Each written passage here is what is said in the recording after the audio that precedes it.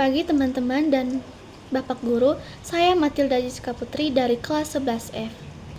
Di sini saya akan menjelaskan tentang sifat kependudukan Jepang dan respon bangsa Indonesia. Sekaligus saya akan menjelaskan tentang pengaruh pendudukan Jepang di Indonesia yang dapat dirasakan sampai saat ini. Yang pertama itu sifat kependudukan Jepang dan respon bangsa Indonesia. Pendudukan Jepang di Indonesia dari 1942 sampai 1945 memiliki sifat yang khas dan berbeda dari penjajahan sebelumnya. Jepang datang membawa semboyan Asia untuk Asia, namun pada praktiknya tetap bersifat penjajahan. Yang ke-A, sifat kependudukan Jepang. Beberapa karakter utama pemerintahan Jepang di Indonesia antara lain, yang pertama itu militeristik. Pemerintahan dijalankan oleh militer dengan disiplin yang ketat dan keras. Segala aspek kehidupan masyarakat diatur untuk kepentingan perang. Yang kedua, otoriter dan represif. Kebebasan rakyat sangat dibatasi.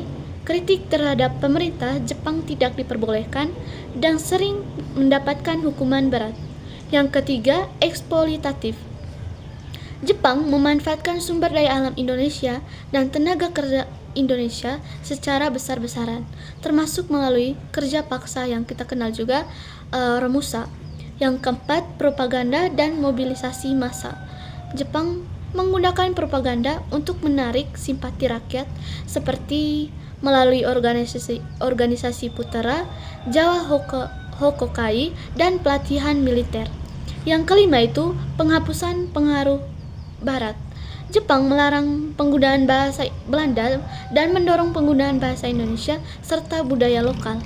Yang ke-B, respon bangsa Indonesia. Bangsa Indonesia memberikan berbagai respon terhadap pendudukan Jepang. Antara lain yang pertama, kooperatif atau bekerja sama. Sebagian tokoh nasional seperti Soekarno, Muhammad Hatta bekerja sama dengan Jepang untuk memanfaatkan kesempatan dalam mempersiapkan kemerdekaan.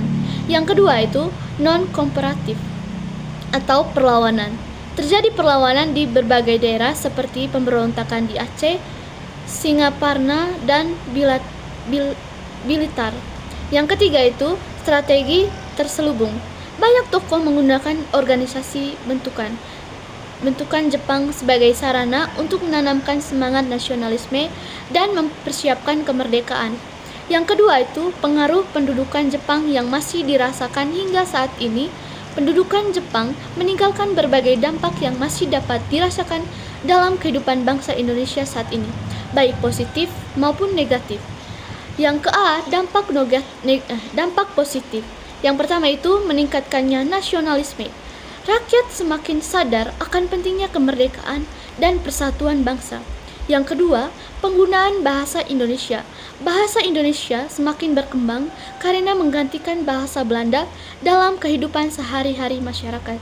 Yang ketiga itu pembentukan lembaga dan organisasi. Lembaga seperti BPUPKI dan PPKI menjadi cikal bakal terbentuknya negara Indonesia. Yang keempat, pengalaman militer pembentukan peta atau pembela tanah air menjadi dasar bagi pembentukan Tentara Nasional Indonesia atau TNI. Yang ke-B, dampak negatif. Yang pertama itu penderitaan rakyat. Kebijakan Romusa menyebabkan banyak korban jiwa dan penderitaan. Yang kedua itu kerusakan ekonomi. Eksploitasi sumber daya menyebabkan kondisi ekonomi masyarakat memburuk. Yang ketiga itu trauma sosial. Kekerasan dan penindasan meninggalkan dampak psikologis bagi masyarakat. Selanjutnya itu kesimpulan. Kesimpulannya itu pendudukan Jepang di Indonesia memiliki sifat militeristik, otoriter, dan eksploitatif meskipun dibungkus dengan propaganda pembebasan Asia. Respon bangsa Indonesia beragam, mulai dari kerjasama hingga perlawanan. Pendudukan ini memberikan dampak yang kompleks bagi baik positif seperti meningkatnya nasionalisme dan persiapan kemerdekaan, maupun negatif berupa penderitaan dan kerusakan sosial ekonomi yang masih dirasakan hingga saat ini. Itu saja penjelasan dari saya. Sekian dan terima kasih.